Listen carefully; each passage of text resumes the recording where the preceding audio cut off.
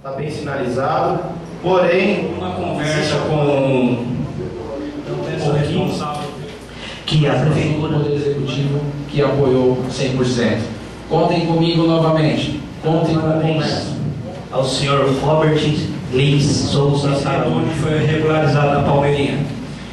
Então, o vereador Mineiro, ela, aqueles 4 indivíduos,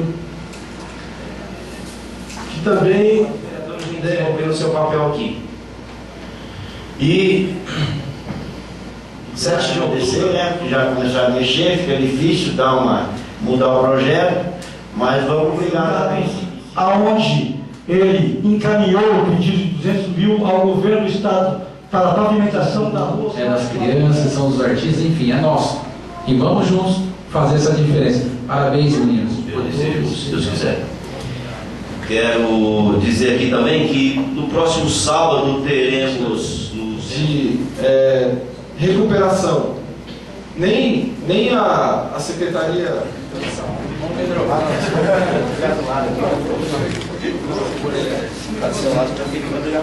Não,